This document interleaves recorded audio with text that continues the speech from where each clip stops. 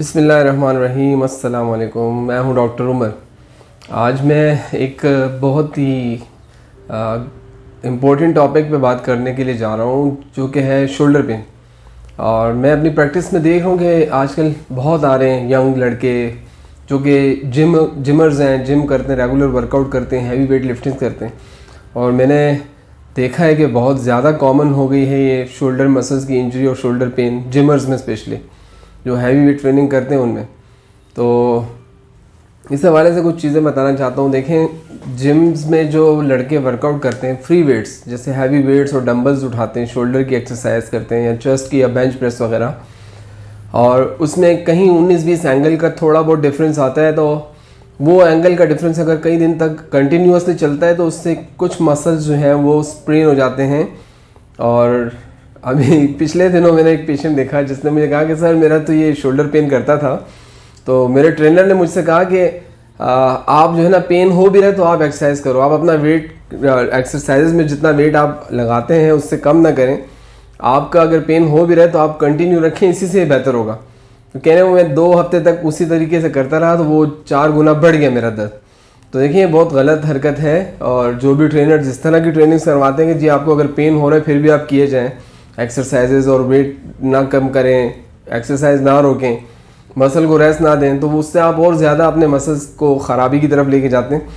तो जिमर्स में ये चीज़ बहुत कॉमन है और इसकी सिर्फ और सिर्फ एक वजह होती है कि 19-20 एंगल्स में जो फ़र्क होता है उसकी वजह से ये चीज़ें होती है कि मसल, कोई एक मसल सिर्फ स्प्रेन आउट होता है। मोस्टली रोटेटर कफ होते हैं, तो वो मसल स्प्रेन होने के बाद जो है वो पेन रहता है और फिर वो करते करते आपकी शोल्डर्स की मूवमेंट्स को अफेक्ट करना शुरू करता है। और जब आप एक एक्शन प्रॉपर नहीं कर पा रहे होते तो उस एक मसल की वजह से कई और मसल्स भी अफेक्ट होना शुरू होते हैं और उसमें लिमिटेशन आती जाती है आपकी मूवमेंट्स में, और मसल्स जो हैं वो स्पैज़म में जाते हैं, स्टिफनेस में जाते हैं, या फिर अगर आपने बहुत ज़्यादा उसके ऊपर पेन होने के बावजूद भी वर्कआउट किया और उस पर बर्डन डाला, लोड डाला, तो उससे वो इंजरीज़ की तरफ जाते हैं।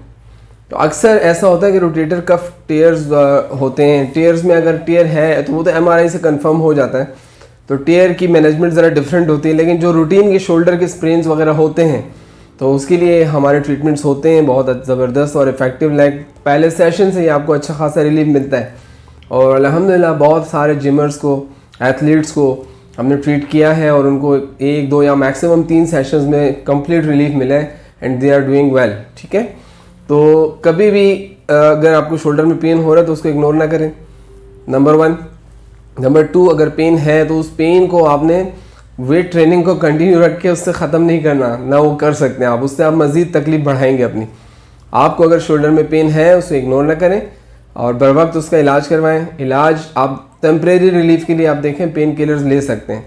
ठीक है, मैं हमेशा पेन किलर्स के अगेंस्ट जाता हूँ और बोलता भी हूँ अपनी वीडियोज़ में, लेकिन मैं कहूँगा कि आप ज़रूरत के तहत लाइक वक्ती तौर पे दर्द को कम करने के लिए पेन किलर्स ले सकते हैं। बस स्टिल आई एम सेइंग के pain killer is not a solution. आपको पेन किलर लेनी चाहिए जब ज़्यादा तकलीफ़ हो, हम तक रसाई ना हो रही हो तो आप लें, पेन किलर्स लें, लेकिन उसका बर वक्त इलाज करवाएं। उसमें जो भी रिस्ट्रिक्शंस आ रही हैं, शोल्डर जॉइंट की मिसअलाइनमेंट्स हैं थोड़ी बहुत, उसके ऊपर आके आप सेशंस लें, 1-2 सेशन लें, उसमें वो बेहतर हो जाता है। और फिर उसके बाद अपना वर्कआउट दोबारा कंटिन्यू करें। देखिए, शोल्डर एक बहुत ही इंपॉर्टेंट जॉइंट है और बहुत ही कॉम्प्लिकेटेड जॉइंट है ह्यूमन बॉडी का। शोल्डर एक वाहिद ऐसा जॉइंट है जिसके ऊपर हर तरह की मूवमेंट्स होती हैं, like flexion, extension, abduction, adduction, circumduction. इतनी मूवमेंट्स किसी भी जॉइंट में नहीं होती। आप अगर अपने एल्बो जॉइंट को देखें तो आप एल्बो पे फ्लेक्शन और एक्सटेंशन कर रहे हैं, इसी तरह नी पे जाएं।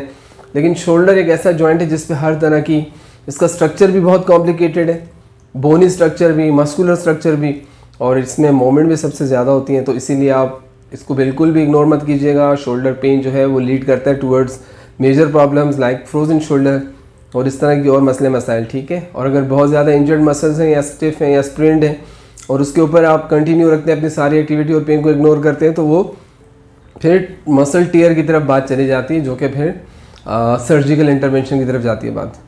तो कभी भी आपको अगर शोल्डर में हल्का फुल्का पेन हो रहा है तो आप उसको बर वक्त आकर फिक्स करवाएं।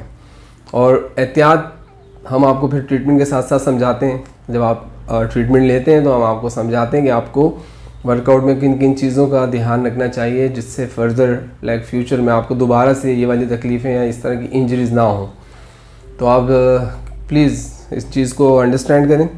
और मैंने एक ग्रुप पे भी देखा था, फेसबुक ग्रुप था कोई जिमर्स का, मुझे किसी मेरे पेशेंट ने ही वहाँ टैग किया था।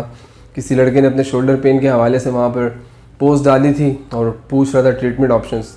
तो उसमें बहुत सारे डॉक्टर्स को लोगों ने टैग किया था, मुझे भी टैग किया। तो मैंने वहाँ जब देखा कमेंट्स में, तो उस एक पोस्ट के ऊपर तकरीबन कोई 1000 प्लस कमेंट्स थे, और जिसमें लड़कों ने अपने शोल्डर्स के बारे में लिखा था।